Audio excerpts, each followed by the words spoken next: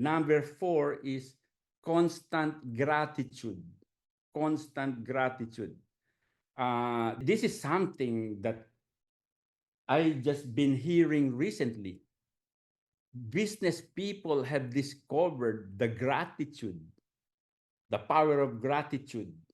Okay, it's all over the Bible. Okay, but for some reason today business people have learned it, self-development people, that there is power in being grateful. I think it's part of being a positive, having a positive mindset, because the opposite of gratitude, for instance, is being a complainer.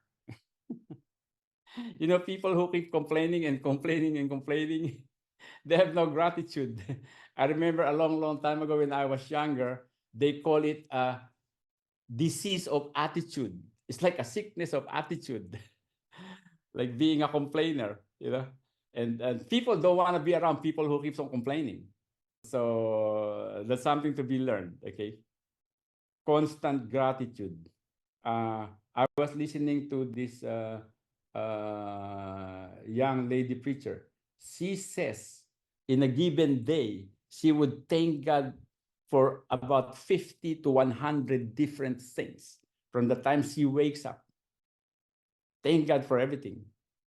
So I'm learning that myself. I wake up, like, I would thank God for the house. I would thank God. You thank God for the breakfast. You thank God for everything.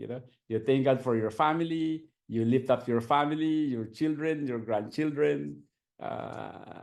Just keep thanking God for everything.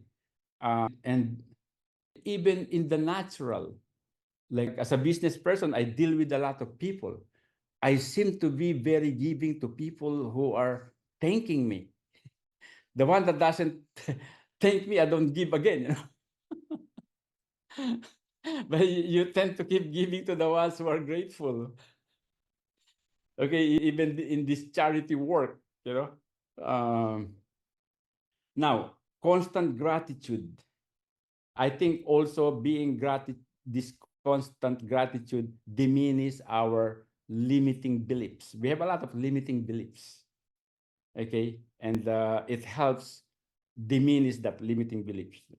I remember in the gospel, there were 10 lepers that Jesus healed. Okay, and out of the 10 lepers, only one came back to thank Jesus. And Jesus said, "Where are the other 9? Where are the other 9?" So God is expecting. It's in the Bible. In everything, give thanks. You gotta give thanks for everything, even for the bad things that happen. You gotta thank God. God, I know you know what you're doing. This bad thing that happened. You just like acknowledge that God is God and we are man and we do not understand everything. And when something bad happens, He knows it. So, Lord, you take care of that for me. So gratitude. And the number 5 is consistent giving. Consistent giving. Okay? You reap what you sow.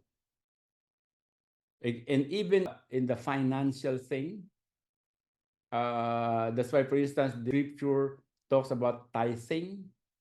It's like when you plant tomatoes, you get tomatoes. You plant apples, you get apples. So you plant money, you get back money. It's in the scripture. You sow what you reap. So if you're not reaping harvest, for instance, in the financial thing, maybe you need to sow some financial things, for the building up of the kingdom. There's a lot of things that really works, like if you have a headache and I give you an aspirin and you take it, your headache goes away. You don't understand how it works, how your headache. I wonder sometimes how this tiny little medicine, you bite it, it melts in your mouth and really takes away the pain from your body. And your body is so huge, and how could this tiny little tablet could take away the pain? But that's how it is. Even in many of the spiritual principles, you don't know how these spiritual principles work, but they work. They work.